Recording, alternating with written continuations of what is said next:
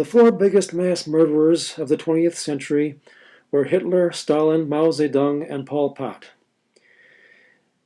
Everybody admits that Stalin, Mao Zedong, and Pol Pot were atheists. Even the militant atheists admit that. But in his book, The God Delusion, Richard Dawkins claims Hitler was a Catholic. His evidence to back up that claim is ridiculous. He says Hitler sometimes claimed to be a Catholic. So what? All historians know that Hitler lied constantly. It is bizarre that Dawkins thinks we should believe something just because Hitler said it was true. Then Dawkins says a guy named John Toland wrote a book about Hitler and said Hitler believed in God. Well, again, so what? Toland was just a crackpot conspiracy theorist who wrote popular history books, and he presented absolutely no evidence to back up his claim that Hitler believed in God. He wanted people to just take it on faith. Dawkins never explains why he believes Toland. The truth, which Dawkins can't bear to admit, is that there is overwhelming evidence that Hitler hated Christianity. There is a man named Saul Friedlander who is a professor of history at UCLA. He is considered one of the world's leading experts on the Holocaust, and he won a Pulitzer Prize years ago for a massive book about the Holocaust called The Years of Extermination, Nazi Germany and the Jews, 1939 to 1945. Friedlander is spelled F as in Frank, Riedlander, if you want to look up that book in your local library. On page 55 of that book, and again on page 203 of that book, Friedlander says that Hitler and his assistants hated Christianity and openly said so. You can also look at a massive 2-volume biography of Hitler that was written by a history professor named Ian Kershaw.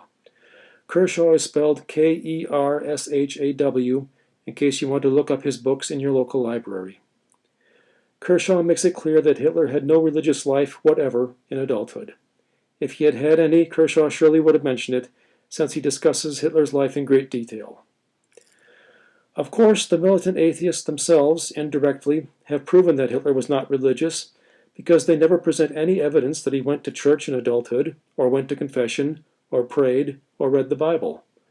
Apparently, none of the people who knew him ever saw him do any of those things. And if he was a Christian of any kind, why did he repeatedly go to bed with Eva Braun without marrying her first? You can also look at the fact that a man named John Cornwell has written a book called Hitler's Pope, in which he throws mud at Pope Pius XII, very unfairly in my opinion.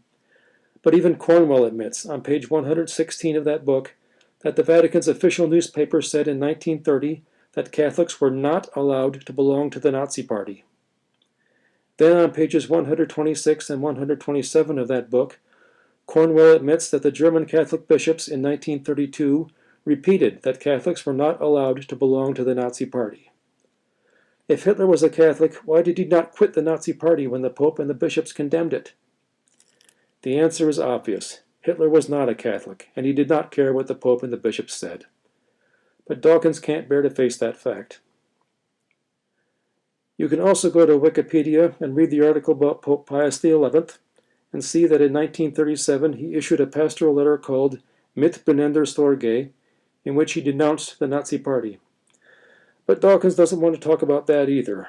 That would be honesty, and why would Dawkins want to be honest? Finally, there is the fact that Hitler had 2,762 Christian clergymen and nuns arrested and locked up in the Dachau concentration camp. A third of them died there. You can read about this in an article written by the famous historian Istvan Diak in the November 5, 2001 issue of New Republic magazine. If Hitler was a Christian, why did he have all those Christian clergymen and nuns arrested and killed? Dawkins fails to discuss that.